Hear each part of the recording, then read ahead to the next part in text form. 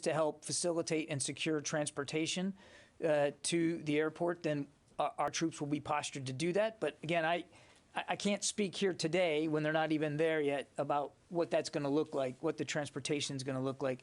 And some of this, David, is going to depend on the degree of permissibility in the environment, in the security environment. But these are infantry battalions that are highly trained and will have the capabilities to support in any manner what the State Department needs to facilitate this reduction. Your second question on the temporary nature, as the State Department has said, they're going to try to complete this reduction of their personnel by the end of this month. And these troops are being ordered in to help facilitate that purpose, that mission along that timeline. I won't speculate beyond August 31st as to what the footprint's going to look like or how many troops are going to be there and what they're going to be doing. What I can tell you is we're focused on trying to get them there as soon as possible to facilitate this mission, which is the reduction of civilian personnel by the end of the month. And one follow-up. Was there a specific event which triggered this decision? It would be wrong to conclude that there was one specific event that led to this decision. That we believe this is the prudent thing to do given the rapidly deteriorating security situation in and around Kabul. So I think there's a confluence of things you guys have all been reporting over the last 24 to 36 hours, the Taliban's advances and where they are. And I think, again, cognizant of that security situation, this administration believed that this was a prudent action to take. And one more math question. Yes, sure. 3,650, and then another 1,000 of this joint task force to process. So it's Joint Army Air Force. Yeah, that's about 1,000 personnel. It's engineers, it's medical personnel, it's military police, that kind of thing. And they are going to Qatar right now because, as you know, we've been working with countries in the region, to Tom's question, to try to find processing sites outside Afghanistan. So I would just tell you they're going to Qatar for now, and then we'll see what the need is after that. But we want to be flexible, and we want to get them close by and in the region, and that's why they're going there right now. Courtney. And then there's one infantry BCT that's going to Kuwait, you said, and that's only if things go bad, you have like a QRF basically, right? They'll be there postured as prepared. If there's a need for additional security at the airport, they'll be in the region and a lot more accessible. Okay, so and then the ones who are going to Qatar, that's specifically for SIV applicants. I mean, it sounds like engineers, medical, and MPs, they're going to, it sounds like to build. No, when I say engineers, I'm actually, we're talking about a very small number of engineers, and it's largely for electrical power. Okay. It's to make sure that we actually have, power to do the processing of applicants. I don't, by engineers, I didn't mean to mean, construction and that kind of thing. So in the BCT going to Kuwait, that's like what, roughly 3,000 to 3,500 people, right, total? A common infantry combat brigade is about 3,500 to 4,000 people. So why is it, I'm unclear why, so it's 3,000 people who are going to HKIA right away in the coming days, and then you have another 3,500 who will be there on standby in case all for security. I'm unclear on what they're doing. I mean, if the 3,000 going to HKIA, it's like a couple of miles from the embassy to HKIA. What exactly are 3,000 people doing? Are they just there securing the airport then?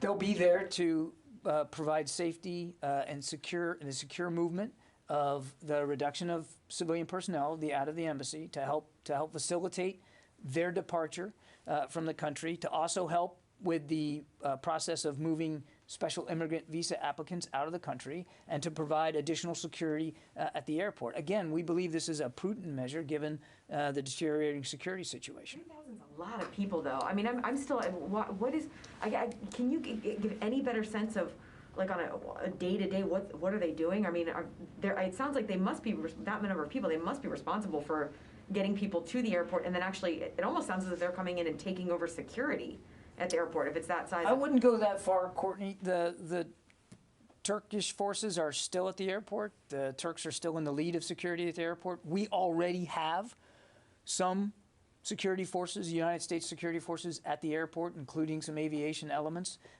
These 3,000 would be going to bolster that presence and to make sure that the airport is secure enough to facilitate the movement of all these people over the next couple of weeks. Again, this is about prudent preparation, and we want to make sure that we've got enough on hand to adapt to any contingencies. So your question about the numbers being too high, we believe it's appropriate to the security situation that we see now and that we can anticipate possibly in the future, which is again why we're going to flow a brigade combat team into the theater to be ready in case we need even more. Now, hopefully, Courtney, this will be an incredibly permissive environment, and we won't need these additional capabilities. But the Secretary believes the safety and security of our people, not just American troops, but our allies and partners and our State Department colleagues, is of paramount concern, and he's not going to add additional risk to that safe movement. Just very quickly, Kandahar City and Herat City, can you confirm with the Taliban are reporting that they've taken it? I can't, and I'm not going to do battlefield assessments here from the Pentagon podium. Yeah, let me go back to the phones. I know we got lots to get through. Tara Kopp. Hi, John. Thanks for doing this. A couple questions. The infantry battalions, where are they coming from? The 3 infantry battalions that I talked about are already coming from inside the Central Command area of responsibility, and I think I'd rather leave it at that for now. They're already in theater. Okay, thank you. And then the 1,000 that'll be at Qatar, is the intent that they will stay at Qatar, or would they also be flying into Kabul to provide additional support if needed? Yeah, as I mentioned it to David, right now the plan is to get them to Qatar because, again, we were looking at regional sites for processing of SIV applicants. Qatar is one of those sites that we are looking at potentially being able to use. If they need to move in part or in whole elsewhere to do this job, to help with the application process, we'll deal with that at the right time. But for right now, in the coming days, they'll be heading to Qatar. And last one, besides the increase in troops, it becomes kind of a logistics issue if you don't have enough, I guess, airlift support. Is the U.S. also going to send additional planes or get additional contracted air to be able to, I guess, increase the throughput of people that can leave Kabul? As I said earlier, we do anticipate an increased need for U.S. airlift, and the Secretary has already had conversations with the chairman and with Transportation Command about these potential needs. So we do fully expect that there'll be additional United States military airlift required. I just don't have the details here today for you, exactly what that's going to look like, how many tails, and what the sorties are going to look like. But we absolutely anticipate being more involved in the airlift element of this mission. Lucas. John, what about close air support? Are you going to increase the number of drones or fighter jets overhead to protect these troops? We still have, yesterday we have, and today we have the authority and capabilities in the region to conduct airstrikes if needed. That's not going to change as a result of these new mission sets. Does this mean the U.S. military withdrawal is not going to be complete by August 31st? Again, what I said was we're aiming to facilitate the reduction of these civilian personnel by August 31st. So it's all lining up on the same timeline. I won't speculate about what the footprint's going to look like post-August 31st because there's this additional mission set of helping process special immigrants. So we're just going to have to wait and see. But the drawdown itself is still on track to be complete by August 31st. That makes no sense, John. I know what you're putting in 3,000 troops. I know what you're saying, Lucas. I'm saying of the original footprint plans, that's still continuing. But yes, we are adding additional troops for this specific and narrow focus. And you're hoping to get them all out by the end of the month. I'm not going to speculate beyond August 31st. Our job here now with this additional plus up is to help facilitate the safe movement of civilian personnel out of Afghanistan, and the president's been very clear that he wants that reduction complete by the end of August. That's what we're focused on. Have you spoken to the Taliban that they know that you're doing this and that you have some assurances or maybe guarantees that they will not attack these additional forces moving in? The Defense Department has not spoken to the Taliban about this. So are you concerned they're going to be under attack? As I said, we've made it very clear, as I just did a few minutes ago, that as in all cases, our commanders will have the right of self-defense, and any attack upon our forces will be met with a swift and appropriate response. Do you consider this a combat mission? This is a very narrowly focused mission of safeguarding the orderly reduction of civilian personnel out of Afghanistan, and that's what we're going to be focused on. It's not a combat mission? Lucas, I've already described this mission now 3 times.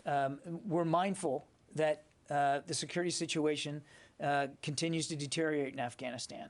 And as I said before, our troops will, as always, have the right of self-defense.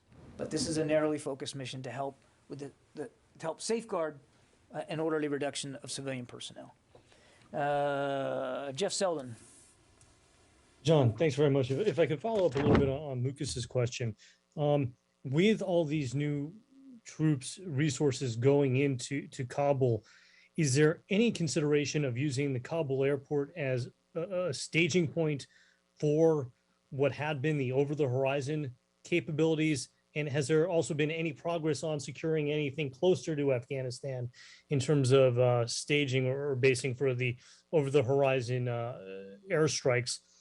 And then secondly, how worrisome is it that a city like Herat, a city like Kandahar, where U.S. air power has been focused in recent weeks in an attempt to assist the Afghan security forces, are either falling or have fallen to the Taliban despite the additional U.S. support?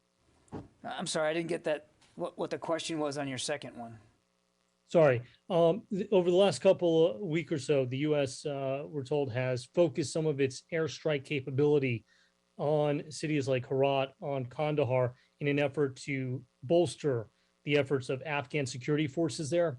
How worrisome is it that those cities appear to be falling or have fallen into Taliban hands, despite the fact that the U.S. has focused what capabilities it has on those areas? Well, obviously, no one's pleased to see that the security situation in Afghanistan continues to deteriorate and that the Taliban continues to act as if they believe the only path to governance is through violence and brutality and oppression and force, contrary to what they have said previously at the negotiating table. So, of course, nobody's happy to see that. And as we've said before, Jeff, with these airstrikes, we would provide support to the Afghan National Security and Defense Forces where and when feasible, with the expectation and the knowledge that it's not always going to be feasible. As to your first question about the airport, there is no planning and no discussion of using Hamid Karzai International Airport as a base for conducting airstrikes in and around Afghanistan. There is a small aviation element at the airport that is rotary based, and it's for the facilitation and logistics and movement and that kind of thing. Yeah, Mike. John, you have 3 battalions there at the airport, brigade there in Kuwait, troops in Kuwait. Who's in charge of this? Well, what's the chain of command? Do they report?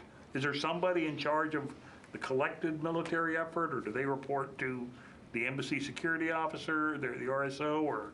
Well, as we said, we have Rear Admiral Vasely, who is in Kabul and has been placed in charge by General McKenzie to be the commander of U.S. Forces Afghanistan forward.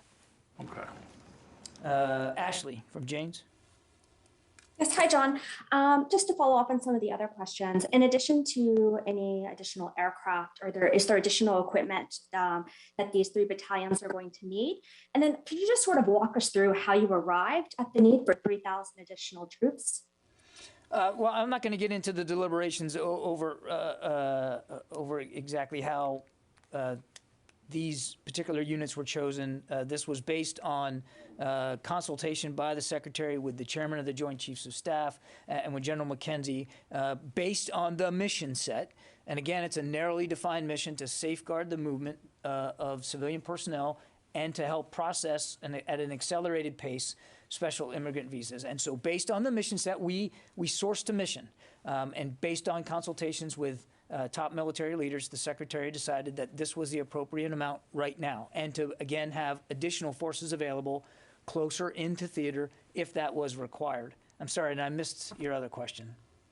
Oh, in addition to potential aircraft being sent into the country to help with the evacuation, is there additional equipment being sent in to help with transportation or anything else at this point in time? Well, as I said, we anticipate the use of additional military airlift as required, and we're working through the requirements for that right now.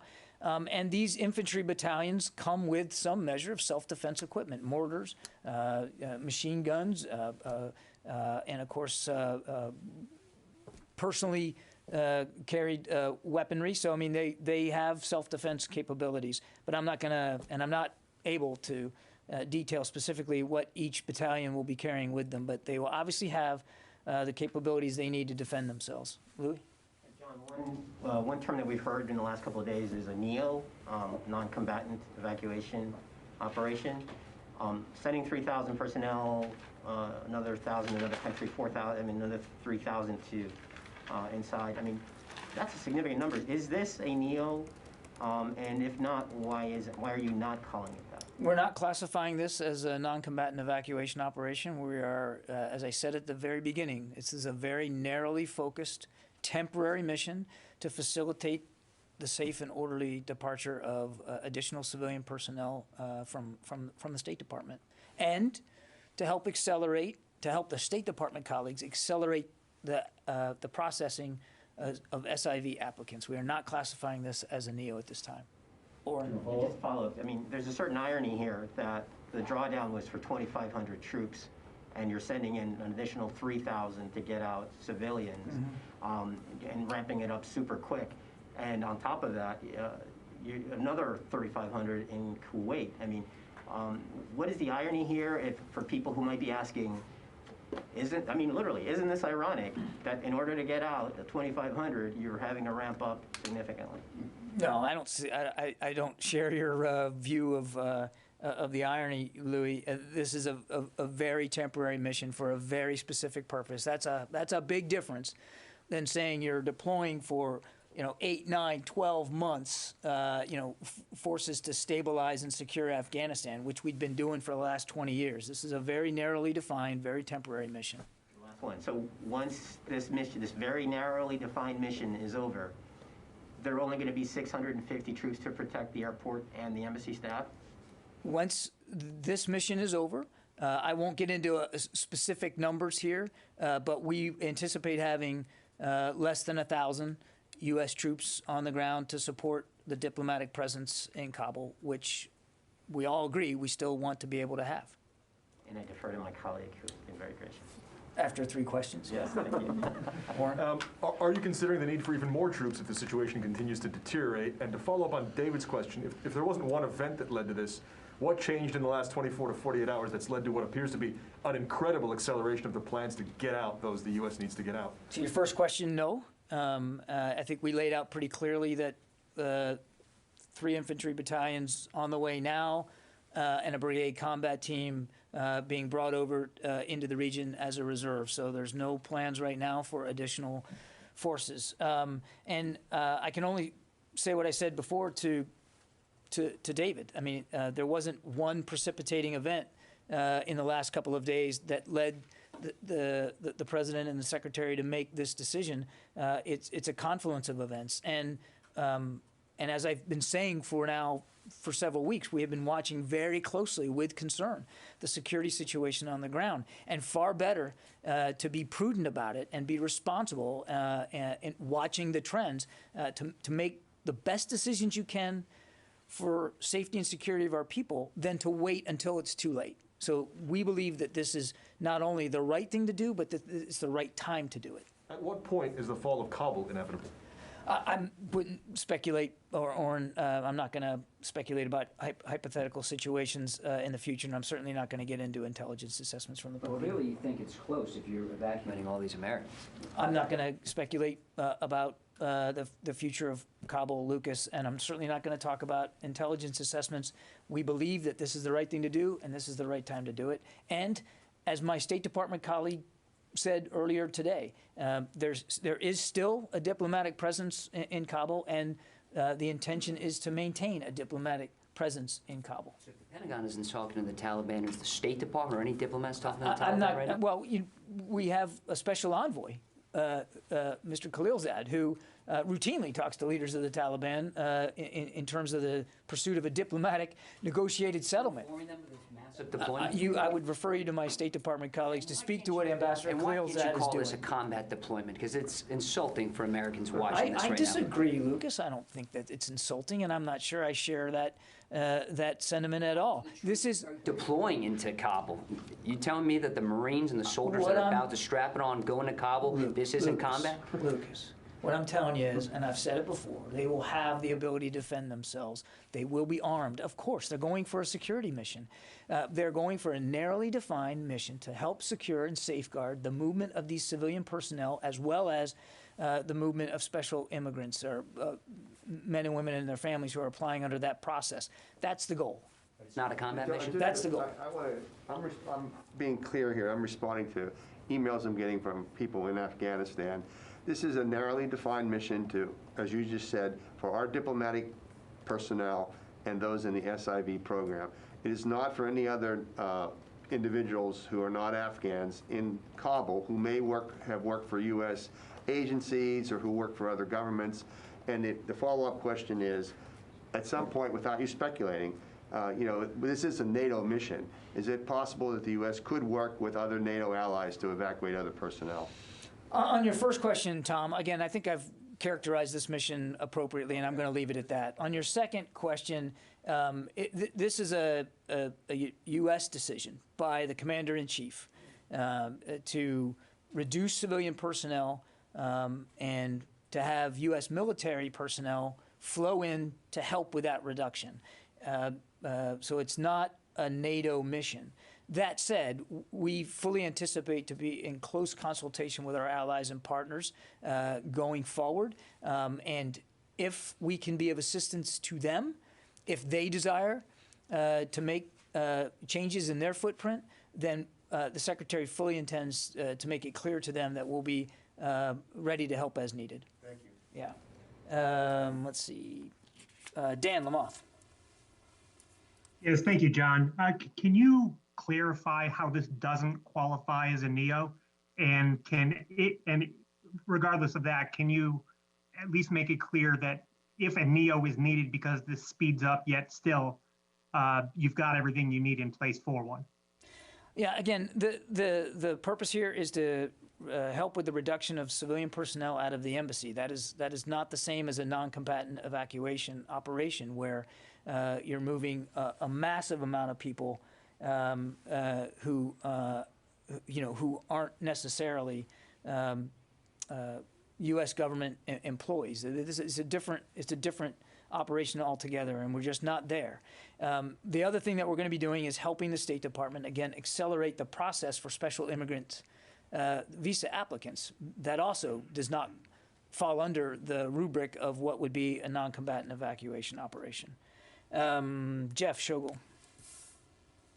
Thank you very much. I know you're telling us as much as you can, and I know the Pentagon is committed to transparency. It is in that spirit that I ask, can you say where these infantry battalions are coming from? The New York Times is reporting the Marines are coming from a Marine Expeditionary Unit. Can you say which MU? Jeff, as I said, I'm going to leave it at letting you know that they're coming from inside Central Command area of responsibility, and I'm just going to leave it at that for right now. Thank you. Which brigade from Bragg is going? I'm not going into detail which brigade, but it is a brigade from the 82nd Airborne. Megan, did you have a question? Okay, Sylvie, and then I'll take one more after that, and we'll have to call it a day. Okay, thank you, John. You said that you don't want to speak about intelligence, which I understand, but you can speak about image. What do you think the evacuation of civilian by the military will look like, and how are you going to avoid a parallel with the fall of Saigon? What this is going to look like is what it is, Sylvie, and that's the United States government looking after the safety and security of our people, first and foremost, and making sure that we, the military, are supporting the safe movement of these individuals out of Afghanistan, as I said, which we believe is a prudent step. We're not walking away from our commitments to the Afghan forces. We're not completely eliminating our diplomatic presence on the ground. We're still going to have diplomats there. We're still going to be doing work, as Ned Price said earlier. And the military will still remain committed to helping protect the diplomatic presence that remains inside Afghanistan. So nobody is abandoning Afghanistan. It's not walking away from it. It's doing the right thing at the right time to protect our people. Okay, one more. Anything in here? Jim, you haven't had a question. It may seem a little strange, but does this operation have a name? No, it does not. Okay. UK announced it's sending in troops also to help evacuate its people. You know more than me. I was going to say, you don't... Okay. No, I wasn't aware of that. Are you worried about this triggering panic in the population there in Kabul? But I think that's already happening.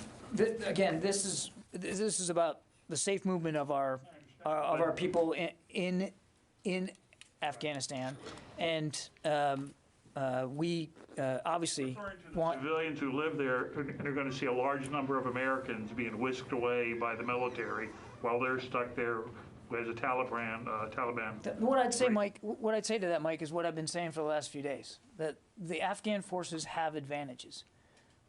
They have capability to protect their territory and their people. They have the capacity to do that. What I think the Afghan people want to see and what they deserve to see is the leadership and the will to use those advantages to their benefit. Thanks, everybody. Gonna have to go now. Clarify the numbers one more time, just so I have no mistakes. 3,000 going into the airport, 1,000 first going to Qatar, and then to Afghanistan to help with SIVs, or staying in Qatar? No, I said the 1,000 enablers will go to Qatar for right now. I can't predict whether there'll be onward movement from there. Right now, they're going to Qatar. And then 3,500. Again, for helping process. And then 3,000 to the airport in the next few days. And then there'll be a reserve force out of Bragg that will stage out of Kuwait. And that's roughly 3,500 to 4,000. And all of that's in addition to the 650 who are there. That is correct. Ballpark. Yes. I'm sorry, the Thanks, everybody. processing of the immigrants, though, is that just transportation, or are they actually like helping? No, I mean processing their applications, medical screening, that kind of thing. Any answers, John? Any answers?